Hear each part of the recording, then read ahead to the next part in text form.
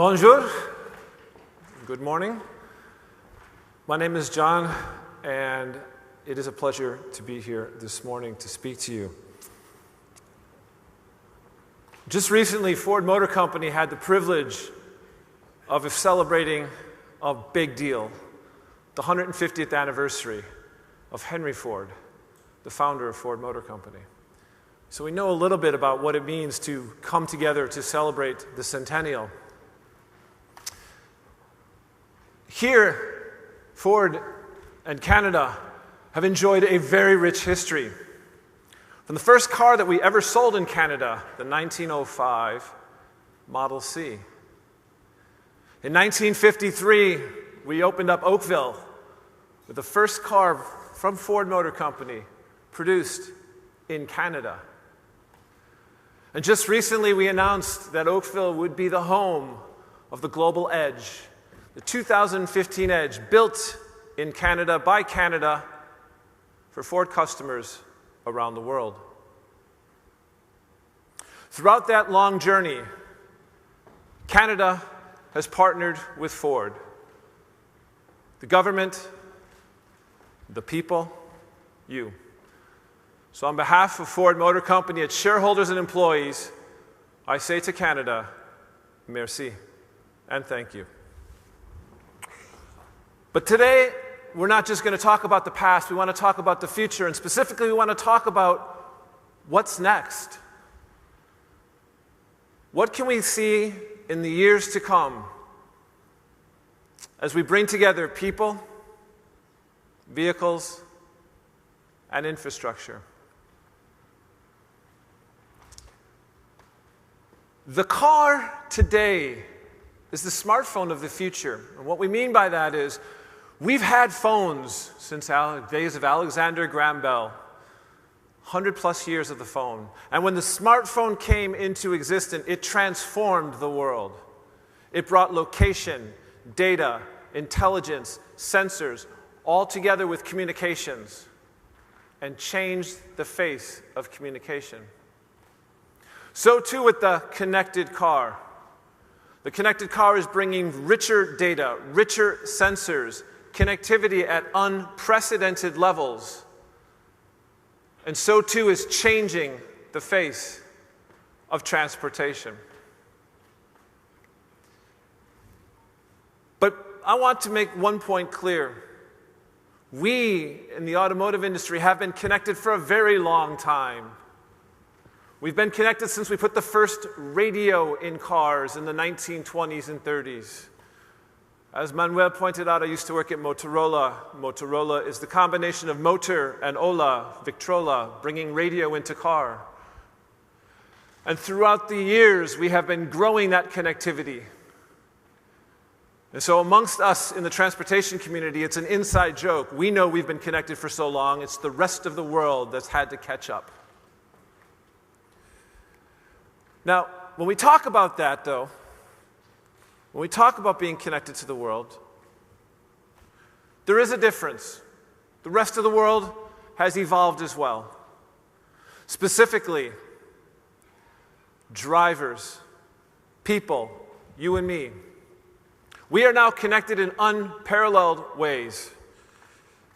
This device is not just a $500 piece of plastic that I make phone calls with. It is now my digital identity.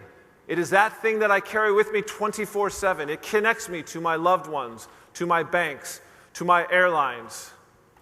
It connects me to friends, family, and work. It is a connection that I carry with me at all times.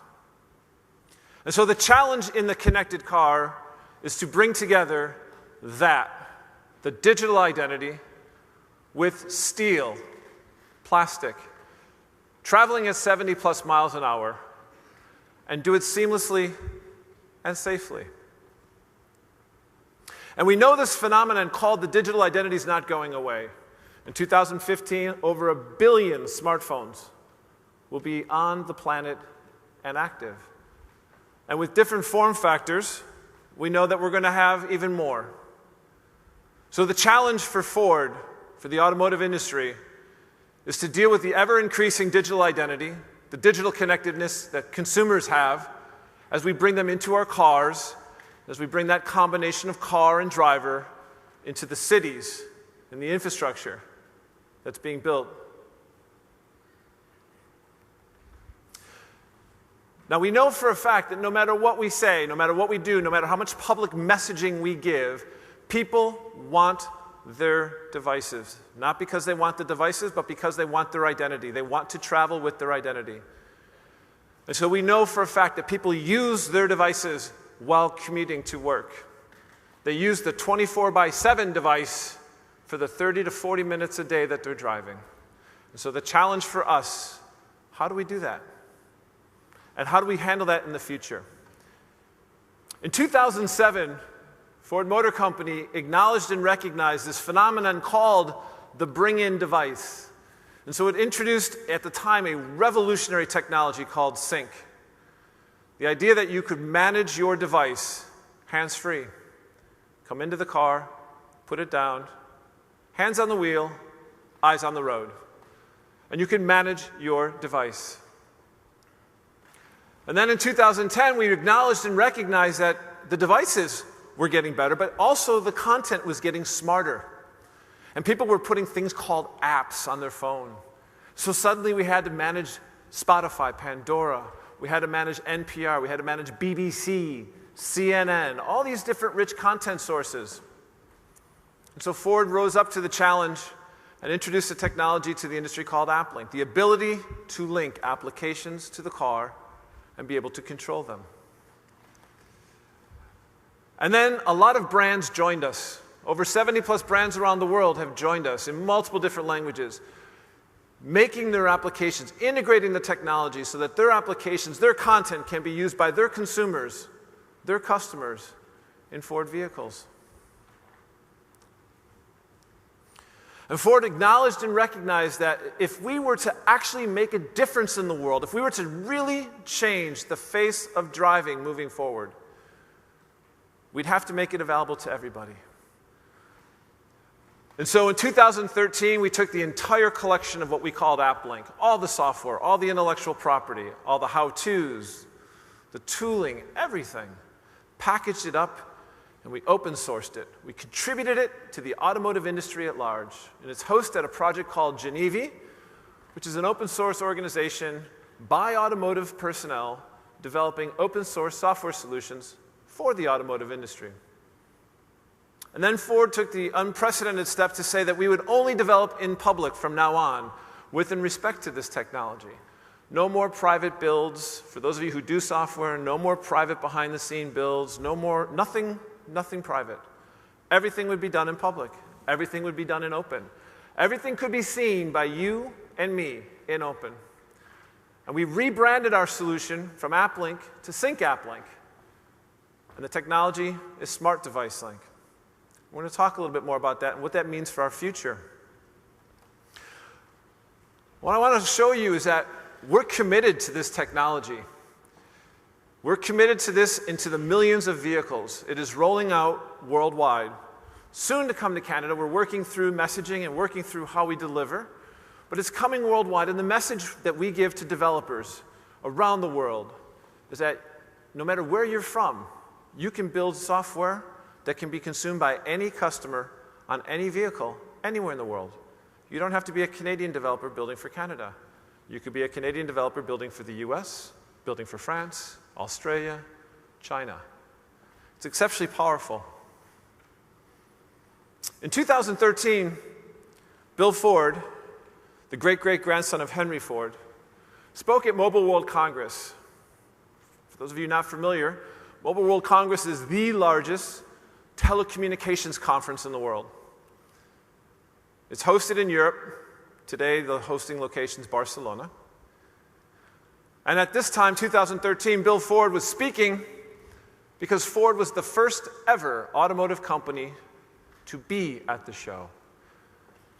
And Bill quoted Alan Mulally, who at the time was CEO, saying, "It makes sense that Ford's at this show because we build the biggest mobile device you will ever buy." And at this show, Bill talked about his great-great-grandfather's dream. to open the roads to all mankind, to allow car ownership for everyone, to allow every person the opportunity and experience to go from point A to point B. And he pointed out that his great-great-grandfather would be exceptionally pleased because there are over 1 billion cars on the road today. However, we also know that there will be between 2 and 4 billion cars on the road by 2050. So for those of you who drive on a regular basis and are already saying, oh my, congestion, it's just going to get worse. And so the question that we asked ourselves is, what do we do? And we put forward this blueprint for mobility, outlining the next 25 years of how we get from point A today to point B tomorrow. And there's the standard stuff in there, in-car sensors, semi-autonomous driving, smart infrastructure, single unified transportation network. But there's also a little key message at the very bottom. SmartDeviceLink, software. Software that helps us connect smart bring-in devices to our vehicles that allows us to do very cool, very sexy things.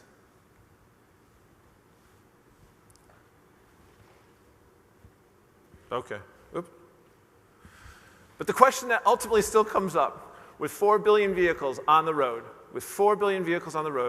how do we avoid global gridlock? How do we avoid congestion that's anticipated to be on the order of hours while in Beijing? The answer is the following. It's the vehicle, obviously. Huge sensors, location, speed, direction, weight, occupants. We know where you're going. We know your routes. We know lots in the vehicle. Plus, this technology that we're calling SmartDeviceLink, the ability to link. Minister Puede was speaking about linking, and in his idea, it was linking the electric grid and electric vehicles. In this case, we're linking two things. We're linking smart vehicles. We're linking vehicles that generate data, and we're linking them to people, developers, companies who are creative, who have solutions and span the globe in terms of thinking. Ford acknowledges and recognizes that while we can build what we believe to be one of the best cars in the world, we understand that there are smart people all around us who can help us solve the gridlock problem. And so instead of trying to solve it ourselves, what we're committing to doing is providing the best, most adept and rich interface in terms of SmartDeviceLink, and allowing these companies and developers to come in and show and experiment and on their own develop and with Ford bring to market solutions. Now, for those of you who do follow the consumer space, you will have noticed that there were two announcements in the last 6 months, one from Apple and one from Google, where they unabashedly acclaimed that they were coming into the vehicle. And on those two announcements, Ford Motor Company's logo and brand were present. And it's a simple reason for why Ford Motor Company's brand and logo were present. And it's about choice. When we finished building the very first car, in the first couple of years, maybe 10 to 15 years, when we finally got the car relatively right, and we got it covered, and we were able to give heat, and make it so that you weren't getting wet or too cold, when people suddenly got comfortable driving, they started asking for stuff. Content. At the time, the radio. And so we gave them the radio. And then after a while, they said, well, we like the radio, but we want more. And so for years, we've been delivering the content choices that consumers have asked for. In working with Google and Apple, it is, again, like choice, giving choice to our customers. But we stand here today, and throughout all the speeches we've been giving over the last year, and the speeches we'll give moving forward, that the automotive industry as a whole must respond with one voice to the challenge from the consumer industry. It must respond as only the automotive industry can, because it is only the automotive industry that understands what happens when you put a person who is 16 years old and has learned about a stop sign and a stoplight behind the wheel of a vehicle and allows them to drive at 70 miles an hour. Only we understand what that means. And only we understand how to work in that space. And so it is important and imperative that the automotive industry have a solution. SmartDeviceLink is that solution. Now, how do we deliver choice? For years, Ford's been delivering choice by bending metal, painting it, putting plastic in it, putting it slightly different ways, bringing electronics in. And in the recent years, we've been delivering choice by software. And in the Ford Mustang 2011 version, there's about 25 million lines of software code in that vehicle that provide the choice of what that Mustang offers. Our Taurus 2012, 1 year later, had about 50 million lines of code. In 2020, we're planning vehicles today that are estimated to have in excess of 100 million lines of code. That is a lot of software. Or is it? Is it really a lot of software? Let's take a look. When the space shuttle launched in the mid-'80s, there's a total of 500,000 lines of software code that piloted that space shuttle up and brought it back. The 777, Alan Mulally, our previous CEO, his last plane ever worked on, had 3.5 million lines of code roughly. So 100 million lines of code is indeed a lot of code. But how do we deliver choice in this world where children are born practically with a cell phone in their ears, with a device in their hand, where children understand digital technology far faster, far better, far deeper than you or I? Anecdotal little story. I have two sets of twins. One set of them were in the car with me a couple months ago, about a year ago. Not a Ford car. Doesn't matter the brand. Wasn't a Ford, though. I'm in the front seat, my twins are in the back, and I turn the radio on, and there's the last remnants of Katy Perry, Hear Me Roar, going over the speakers. My one daughter, Kate, says, "Hey, Dad, hit the back button. I want you to start that song over. It's great." I said, "Sorry, sweetie, I can't do that. It's the radio." She's like, no, Dad, really, there's a back button. You can hit it, and the song will start all over again. I'm like, honey, I hear you, but no, I can't. It's radio. My daughter, Kira, turns and says, "Dad, seriously? Open Pandora, put Katy Perry in, it will open the channel. First song comes up, we do it with Mom all the time." I'm like, guys, I love you and I hear you. You can't. This is what they call radio. And in radio, you listen to what they tell you to listen to. And they were silent for a little bit. And then Kate says, "Well, that's stupid." About 30 seconds later, Kira turns and says, "Don't worry, Daddy can fix it. He works in software." And I was so proud of that. I'm like, oh my God. Because you see, in my car, they're right. I can do that. I can hit a back button and restart the music. I can hit it. And so the question that we face, look around you. How do we build solutions that consumers want when those consumers are born like that? 3 different devices. They understand technology so much more intimately than we do. How do we do it? And the answer, again, simply is we give you data, we open the vehicle, we make software on there that allows for access to that, and then we give the really, really smart software development people the opportunity to go and do that, to go and build that choice, to provide that choice. Now, if we were to do that, what are some of the cool things that you could actually do? On the far left-hand side, that's an example of some of the vehicle data that's available today to developers. It's a subset. In the center are services that are available today. You all may have seen the Weather Channel's weather. INRIX is traffic. At the very top, the IFTTT, or IFTI as they call it, is a service that allows for the web to bring together multiple different services and create something new, to aggregate. So today, right now, what can we do with the vehicle? Well, we can do if a child drives within 1 mile of school, we can say, hey, great, send me a message, send me a text message that the child or the parent or whomever has gotten there. Ford has a function called MyKey, which is a way to personalize the vehicle. We allow you to actually, as a parent, it was designed specifically for parents, that if you wanted to give your child a key fob, you could, and that key fob could be programmed such that when the child entered the car would behave differently. Example, we would not allow the radio to go on unless the seatbelt was put in. We could limit the volume of the radio. We could limit the speed of the vehicle. So we have this opportunity to do personalization. And so the concept could be, hey, if MyKey reports that we're going over the speed limit or that we're going over some limit, send myself a note so that I can speak to my child at night to talk to them about very good driving behavior. If my fuel economy falls below a number or rises above a number because of my driving behavior, pop it onto social graphs, my Facebook, my Google+, my Apple account. Let the world know how well I'm doing. If the oil life should come on, go ahead and schedule me at the next available opportunity at my preferred dealership.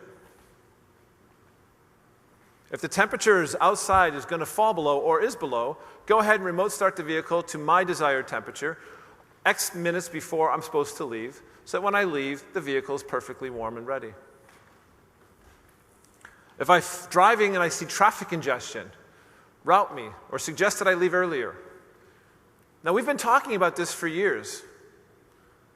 I can remember at Motorola talking about the smart vehicle and the smart infrastructure. And at the time, the mindset was that it was very much the automotive industry's responsibility to deliver smart infrastructure, smart car. Ford's call to our colleagues, Ford's call to the industry is that it really is a challenge for the automotive industry to make available what it knows best. The infrastructure, absolutely. Safe, secure, solid vehicles, absolutely. But moreover, the necessary software interfaces to this very rich data source to allow others to partner with us and deliver far-reaching solutions that provide for connectivity and that allow customers to bring that digital identity in that they always have with them and express it in their life.